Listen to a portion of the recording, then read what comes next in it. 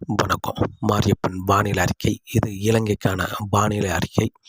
2025 ஜனவரி மாதம் 5ஆம் தேதி ஞாயிற்றுக்கிழமை வானிலை அறிக்கை. வானிலை அமைப்பு: மாலத்தீவுக்கு கிழக்கு பகுதி நிலை கொண்ட காற்றுச்சுழற்சி குமரிக்கடலில் நிலை கொண்டுள்ளது. இன்று மாலைக்கு பிறகு இந்த நிகழ்வு செயலிழக்கும் என்றும் எதிர்பார்க்கப்படுகிறது. மேலும் சுமத்ரா தீவு பகுதியில் காற்றுச்சுழற்சி நிலை கொண்டுள்ளது. இந்த நிகழ்வு மேற்கு வடமேற்காக நகர்ந்து வந்து இலங்கைக்கு கிழக்கு பகுதி வரும்பொழுது வடக்காக நகர்ந்து மீண்டும் தெற்கு நகர்ந்து செயலிழந்து இலங்கைக்கு தெற்கு புறமாக குமரிக்கடல் வழியாக அரபிக்கடல் நோக்கி பயணிக்க வைப்பது. இந்த நிகழ்வு அதிகபட்சம் காற்றழுத்த தாழ்வு நிலை காற்றழுத்த தாழ்வு பகுதி வரை சற்று வலுவடைந்தாலும் காற்றழுத்த தாழ்வு பகுதியாக முழுமையாக வலுவடைய வாய்ப்பில்லை. காற்றழுத்த தாழ்வு நிலையாகவே வலுவடைந்து இலங்கைக்கு கிழக்கு வரை முன்னேறி மீண்டும் திரிகோணமலை வரை வடக்கே சென்று மீண்டும் தெற்கே செயலிழந்து இலங்கைக்கு தெற்கு பகுதி வழியாக குமரிக்கடல் வழியாக அரபிக்கடல் நோக்கி பயணிக்க வாய்ப்புள்ளது. இதன் காரணமாக வருகிற நாட்களில் இலங்கையை பொறுத்தவரை மழை படிப்படியாக அதிகரிக்க வாய்ப்புள்ளது. இன்று ஜனவரி மாதம் 5ஆம் தேதியை பொறுத்தவரை பெரும்பாலும் ரத்தினபுரி, ஹோட்ட, ஹாலி, அம்மந்தோட்ட, பதுளை இந்த இடங்களில் மட்டுமே லேசான மிதமான மழை கிடைக்க வாய்ப்புள்ளது.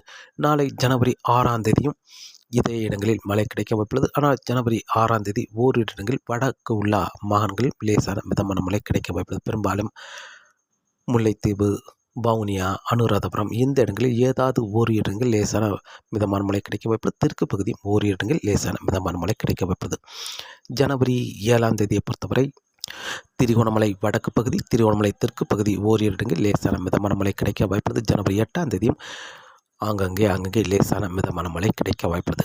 ஜனவரி 9ஆம் தேதி காற்றுச்சுழற்சி மிக நெருக்கமாக நிலை கொண்டிருக்கும். இதன் காரணமாக ஜனவரி 9ஆம் தேதியை பொறுத்தவரை அதிகாலை நேரங்களில் முல்லைத்தீவு, யாழ்ப்பாணம், பருத்தித்துறை, கிளிநொச்சி, திரிகோணமலை இந்த இடங்களுக்கெல்லாம் மழை கிடைக்க வாய்ப்புள்ளது. வெயில் வந்த பிறகு உள் மாகாணங்களுக்கும் மழை கிடைக்க வாய்ப்புள்ளது. லேசான மிதமான மழையாக ஓரிரு இடங்கள் மிதமான முதல் சட்டுக்கான மழையாகவும் கிடைக்க வாய்ப்புள்ளது. மட்டக்களப்பு, அம்பாறை, பனாமா, மேலும் கண்டி, ரத்தினபுரி இந்த இடங்களுக்கும் மழை கிடைக்க வாய்ப்புள்ளது.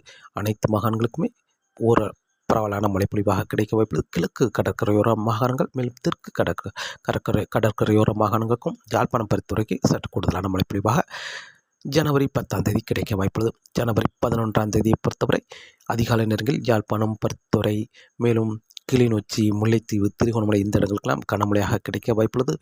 மதியம் மாலை நேரங்களில் அனைத்து மாகாணங்களுக்குமே கனமழையாக கிடைக்க வாய்ப்புள்ளது. ஜனவரி 11ஆம் தேதி வரை பொறுத்தவரை ஜனவரி 12ஆம் தேதியும் அதிகாலை நேரங்களில் யாழ்ப்பாணம், பருத்தித்துறை, தலைமன்னார், கிளிநொச்சி, முல்லைத்தீவு, வவுனியா, அனுராதபுரம் இந்த இடங்களுக்கெல்லாம் கனமழையாக கிடைக்க வாய்ப்புள்ளது.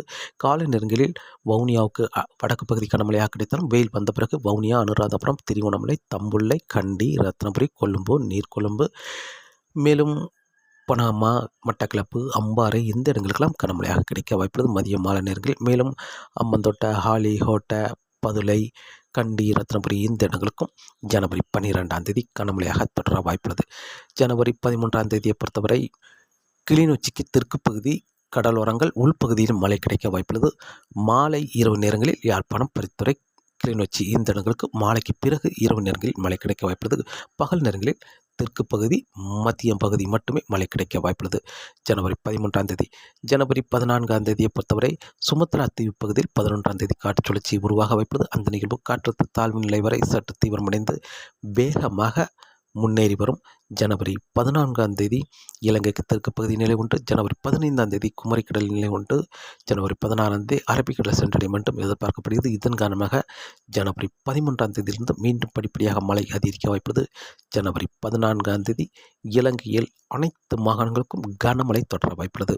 காலை நேரங்களில் பெரும்பாலும் யாழ்ப்பாணம், பருத்தித்துறை, கிளிநொச்சி, முல்லைத்தீவு, திரிகோணமலை, மட்டக்களப்பு, அம்பாறை, பனாமா இந்த இடங்களில் காலை நேரங்களில் மழை கிடைத்தாலும் வெயில் வந்த பிறகு படிப்படியாக உள் மாகாணங்களுக்கும் மதிய மாலை நேரங்களில் கனமழையாக தொடர வாய்ப்புள்ளது. அதிலும் பெரும்பாலும் வவுனியா தெற்கு பகுதி, திரிகோணமலை தெற்கு பகுதி அனைத்து இடங்களுக்கும் கனமழையாக தொடர வாய்ப்பு, விட்டு விட்டு மிதமான மழை கனமழை என்றும் மாறி மாறி அமைந்து கொண்டிருக்கும். அதற்கு வடக்குள்ள மாகாணங்கள் பெரும்பாலும் லேசான மிதமான மழையாகவும் இடையிடையே சற்று கனமழையாகவும் விட்டு விட்டு மாறி மாறி அமைந்திருக்கும். யாழ்ப்பாணம், பருத்தித்துறை, கிளிநொச்சி, தலைமன்னார், புத்தளம், வவுனியா, அனுராதபுரம், முல்லைத்தீவு, திருகோணமலை இந்த இடங்களை பொறுத்தவரை லேசான மிதமான மழையாகவும் இடையிடையே மிதமான முதல் சற்று கனமழையாகவும் மாறி மாறி அமைந்து கொண்டிருக்கும். பொங்கல் அன்று ஜனவரி 14ஆம் தேதி அதற்கு தெற்குள்ள பகுதி பெரும்பாலும் திருகோணமலைக்கு தெற்கு பகுதி, தம்புள்ளை தெற்கு பகுதி,